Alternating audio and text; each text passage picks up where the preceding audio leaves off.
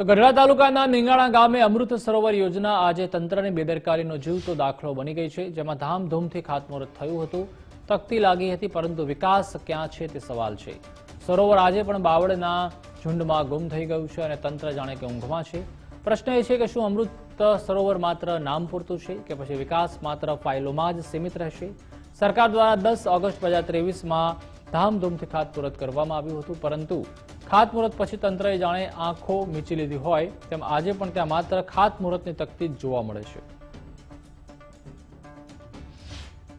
બસ અમૃત સરોવરની પસંદગી કરી ત્યારે અહીં ધ્વજવંદન કર્યું. બાકી તો આ બધા બાવળ ને આ તેને બધું એટલું બધું વધી ગયું છે કે તળાવમાં ચોમાસું પૂરું થયું છતાં પાણી જેવું નામ નથી, અને આ બધું કાગળ ઉપર હોય ને એવું લાગી રહ્યું છે. તો જવાબદાર અધિકારીશ્રીઓ આમાં ધ્યાન આપે અને તળાવ ઊંડું ઉતારે અને તળાવની સાફ સફાઈ કરે એવી અમારી ગામજનોની માંગણી છે. આ બોટાદ જિલ્લાના ગઢડા તાલુકાનું નીંગાળા અમૃત સરોવર તળાવ જે બનાવવામાં આવ્યું પણ હજી વિકાસના નામે મીંડું છે. ચારે બાજુ બાવળ જામી ગયા છે. નથી કોઈ વૃક્ષારોપણનું આયોજન, નથી કોઈ અધિકારી દ્વારા આ સ્થળની મુલાકાત લેવામાં આવી. અનેક વાર રજૂઆત કરવા છતાં વહીવટી તંત્ર દ્વારા ધ્યાન આપવામાં આવતું જ નથી. આ અમારું સરોવર છે એ અમૃત સરોવરમાં પસંદગી થયેલ છે, પણ અહીંયા એટલા બાવળિયા વધી ગયા છે કે કોઈ સરોવર જેખું નામ નથી.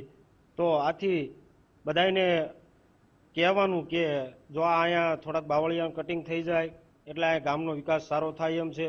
પશુઓને, માણસોને બધાને આમાં ફાયદો થાય એમ છે. એટલે આમાં કાંઈ બાવળમાં ખૂટતું નથી. તળાવ છે કે શું છે એ કાંઈ ખૂટતું નથી. આમાં કાંઈ જનાવરે પાણી પીએ કે ઢોરાય પાણી પીએ કે નથી. કોઈ બાવળ એટલે કાંઈ દેખાતું જ નથી આમાં. તો આ તળાવ છે રાજ્ય સરકારના સિંચાઈ વિભાગ હેઠળ હસ્તક બનેલું છે, અને એમને મીડિયા મારફત જે રજૂઆત મળી છે એટલે અમે પણ સિંચાઈ વિભાગને સ્ટેટને રજૂઆત કરશું કે આ બાબતે યોગ્ય કાર્યવાહી કરવામાં આવે, અને શક્ય હશે તો લીંગાળા ગ્રામ પંચાયત પણ એ બાબતે સાફ સફાઈ કરાવવા માટે પૂરતા પ્રયત્નો કરશે.